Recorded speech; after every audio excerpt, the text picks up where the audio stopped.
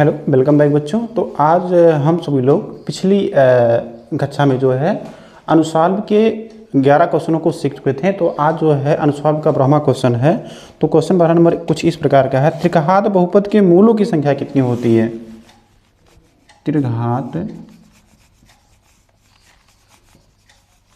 बहुपद के मूलों की संख्या कितनी होती है?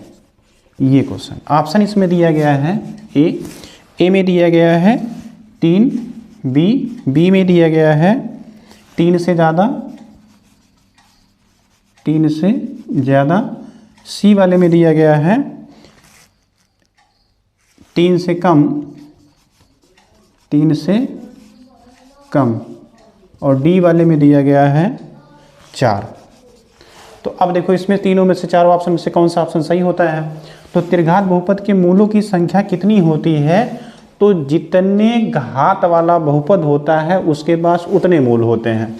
तो यहाँ पे 3 घात वाला बहुपद है। बहुपद कितना है? 3 घात वाला है, इसीलिए इसके पास मूलों की संख्या कितनी हो जाएगी? 3 हो जाएगी। अगर इसी प्रकार से क्वेश्चन पूछा जाए द्विघात बहुपद के मूलों की संख्या कितनी होती है, तो द्विघात बहुपद के मूलों की संख्या जो होती है वो 2 होती है। 4 घात बहुपद वाला पूछा चतुर्थ घात बहुपद के मूलों की संख्या कितनी होती है? तो ये 4 होती है। चलिए अगले वाले क्वेश्चन पे चलते हैं। क्वेश्चन नंबर 13 पर। क्वेश्चन नंबर 13 कह रहा है रैखिक बहुपद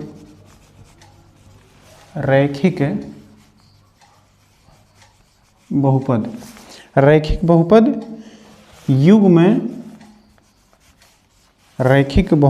में x - 2y बराबर 5 और 2x - 4y बराबर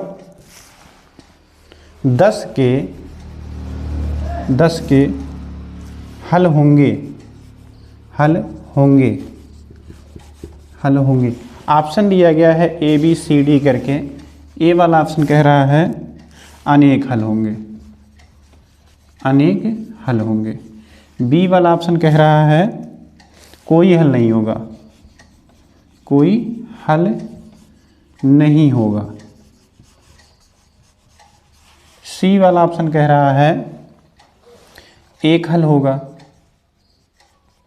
होगा और डी वाला कह रहा है 2 हल होंगे। ठीक है, अब चेक करेंगे कौन सा ऑप्शन सही होगा। तो रैखिक बहुपद युग्म कितना है? x - 2y बराबर 5 के और 2x - 4y = 10 के हैं। तो अब हम चेक करेंगे किसके हलों की संख्या कितनी होगी। तो हमको फिर से याद आना चाहिए कि हमारी रेखाएं 3 प्रकार की थी। एक परछेदी रेखा जिसका द्वितीय हल होता है, संपाती रेखा जिसके अनेक हल होते हैं, अपरिमित रूप से अनेक हल होते हैं, और एक रेखा थी हमारी कैसी? समांतर रेखा थी। तो समांतर रेखा के कोई हल नहीं हुआ करते हैं। तो ये देखते हैं ये किस प्रकार की रेखा है। तो यहाँ पे हम देखते हैं रेखा हमारी 2 रेखाएं दी गई हैं। पहली रेखा है x - 2y बराबर 5 के।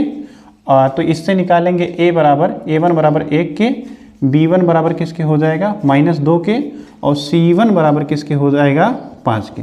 दूसरी रेखा दी गई है 2x - 4y = 10 के। यहाँ पर a2 बराबर दिया गया है 2, b2 बराबर दिया गया है -4 और c2 बराबर दिया गया है 10 के। अब यहाँ पे हम एक नियम लगाते हैं। a1 बटा a2 बराबर b1 बटा b2 और बराबर c1 बटा c2।